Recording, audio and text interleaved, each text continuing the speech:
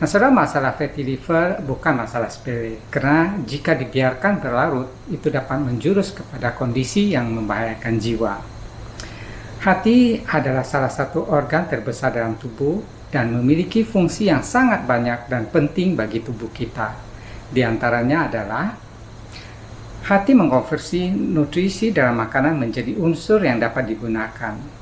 Hati juga menyimpan beberapa nutrisi yang dapat digunakan saat tubuh perlu, seperti misalnya zat besi, vitamin B12, dan masih banyak lagi. Hati berfungsi menyaring racun entah dari makanan atau obat-obatan, dari pernafasan, dan lain-lain. Kemudian mengkonversikannya menjadi unsur yang lebih tidak berbahaya dan dibuang keluar dari tubuh kita.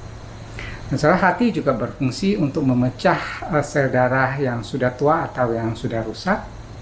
Hati juga memiliki fungsi utama dalam hal proses metabolisme, misalnya metabolisme lemak untuk dijadikan sebagai energi, kemudian memproduksi empedu untuk metabolisme lemak dan juga penyerapan lemak.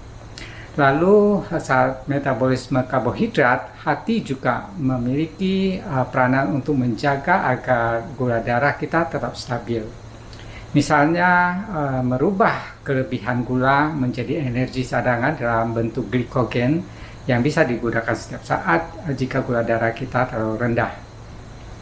Hati juga melakukan metabolisme protein untuk diubah menjadi energi. Nah, itulah saudara, diantaranya tentang fungsi hati yang sangat luar biasa itu.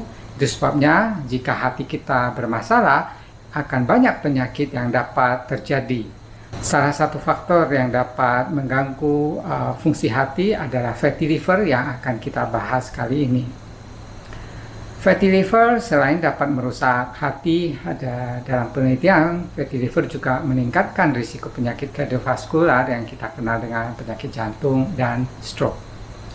Nah, dalam satu penelitian, penderita alkoholik fatty liver yang juga menderita diabetes itu memiliki risiko 40% lebih tinggi kematian yang berhubungan dengan penyakit kardiovaskular dan memiliki risiko kematian oleh sebab apapun sebanyak 2 kali lipat dan 41 kali lipat tingkat kematian akibat kanker liver. Nah, saudara, fatty liver secara sederhana berarti terjadinya kelebihan lemak di hati. Memang normal hati kita menyimpan lemak, tapi jika simpanan lemaknya melebihi 5 hingga 10% dari total berat hati, maka itu dikategorikan sebagai fatty liver. Nah, saudara, ada 2 jenis fatty liver. Pertama disebut sebagai alcoholic liver disease atau ALD, dan kedua adalah non-alcoholic fatty liver atau NAFLD. Yang pertama disebabkan terlalu banyak minum alkohol, dan yang kedua bukan karena masalah alkohol. Nah, saudara, lebih luas penyakit fatty liver mencakup yang namanya simple steatosis yang sebenarnya tidak berbahaya, kemudian meningkat menjadi steatohepatitis. Nah, di sini mulai terjadi peradangan atau inflamasi dan menjurus pada terjadinya fibrosis, dan yang sangat berbahaya adalah menjadi sirosis yang menyebabkan liver kita tidak berfungsi dan juga bisa meningkatkan risiko kanker hati. Secara fatty liver pada awalnya hampir tidak ada gejala dan baru ketahuan pada saat fungsi liver, kalau kita cek ALT, AST itu meningkat, atau saat di USG biasanya juga bisa kelihatan ada masalah. Nah, ada beberapa gejala yang mungkin bisa terjadi akibat kelebihan lemak di hati, diantaranya saudara, perasaan letih, lelah, tidak bertenaga, kemudian rasa tidak nyaman dan mungkin terjadi pembengkakan perut di bagian atas, lalu berat badan turun, kehilangan selera makan, dan mual.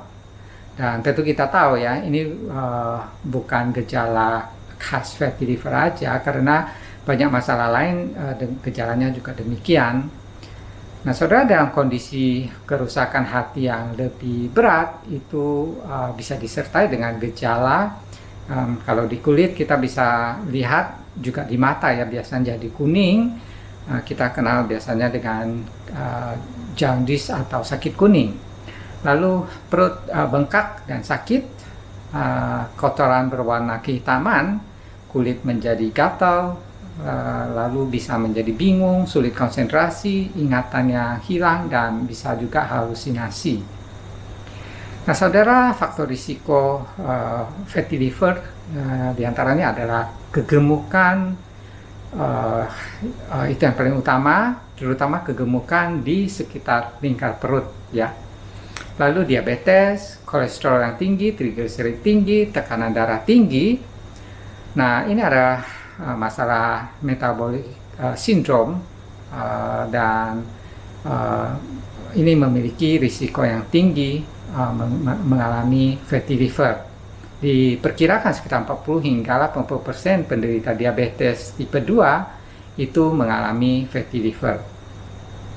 Nah, orang kurus juga bisa fatty liver ya. Penyebabnya diantaranya adalah masalah genetik, lalu perokok, pengguna obat-obatan tertentu seperti steroid dan obat kanker, kemudian infeksi akibat penyakit hepatitis, sering terpapar racun tertentu, dan bisa juga karena penurunan berat badan yang drastis ya, itu juga bisa. Nah, saudara, bagaimana menangani fatty liver? Hingga saat ini tidak ada pengobatan untuk fatty liver. Satu-satunya jalan adalah memperbaiki gaya hidup dan pola makan kita ya. Gaya hidup yang benar dapat mencegah terjadinya fatty liver dan bahkan dapat menyembuhkan kerusakan hati kalau belum terlalu parah.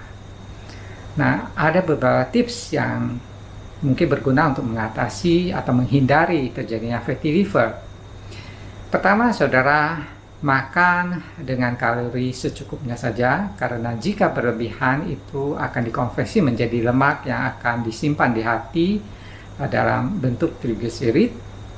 Lalu makan lebih banyak buah dan sayuran yang kaya serat, rendah kalori, dan tinggi nutrisi untuk kesehatan hati kita.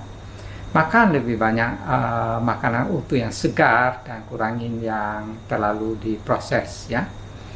Makan dengan nutrisi yang seimbang, artinya semua nutrisi yang penting bagi tubuh harus tercukupi.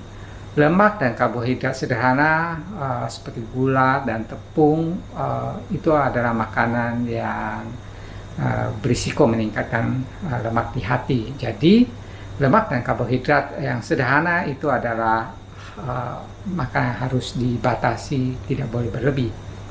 Lalu minuman ringan dan sirup yang manis ini harus dihindari, termasuk juga jus buah yang ada dalam kemasan. Sementara jus buah segar yang kita bikin sendiri itu juga harus dibatasi, nggak boleh terlalu banyak juga. Lalu yang penting juga kurangi konsumsi garam, termasuk juga MSG, saudara. Berikutnya, saudara, kurangi lemak jenuh ya, terutama lemak jenuh hewani. Lemak jenuh di minyak sawit juga, trans fat, dan lemak yang kurang baik ini kita gantikan menggunakan lemak jenuh yang lebih baik seperti pada kelapa. Kemudian juga yang lebih baik lagi adalah monounsaturated fat ya, yang ada di minyak zaitun, kemudian buah alpukat, ini adalah baik. Lalu minyak tidak jenuh yang ada di kacang-kacangan, sayur-sayuran itu juga baik. Dan saudara, sering-sering makan bawang putih, karena bawang putih itu dapat membantu menurunkan lemak di tubuh bagi penderita fatty liver dan menurunkan peradangan yang bisa mengakibatkan fatty liver berkembang ke tingkat fibrosis atau sirosis. Kemudian brokoli juga dapat membantu mencegah penumpukan lemak di hati. Ini menurut artikel pada Journal of Nutrition. Lalu ada satu jurnal di Gastroenterology and Hepatology dikatakan bahwa protein pada kacang kedelai itu dapat melindungi tubuh dari efek yang tidak baik akibat mengkonsumsi karbohidrat sederhana yang berlebih. Nah, saudara, nasi putih, mie, dan roti kita sering makan itu ya. Ini adalah karbohidrat sederhana yang telah kehilangan sebagian besar seratnya. Jadi makanan ini dapat meningkatkan gula darah dan meningkatkan risiko fatty liver. Nah, saudara, carilah alternatif lain sebagai sumber karbohidrat yang lebih sehat ya. Misalnya saudara makan ubi, talas, sukun, buah labu, kentang, oat, quinoa, dan masih banyak lagi yang sering kita sebut.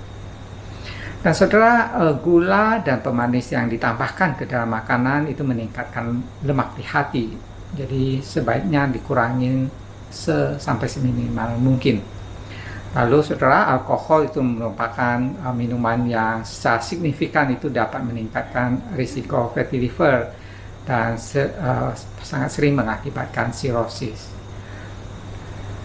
Berikutnya saudara, olahraga dengan intensitas yang moderat saja selama kurang lebih setengah jam selama 5 hari dalam seminggu itu cukup efektif ya untuk mencegah terjadinya fatty liver. Kemudian saudara, dalam sebuah penelitian di Inggris terlihat keterkaitan antara kekurangan vitamin D dengan peningkatan risiko fatty liver. Jadi saudara ingat untuk berjemur yang cukup ya di siang hari. Saudara, ada satu zat aktif bernama pyrroloquinolin atau disingkat PQQ.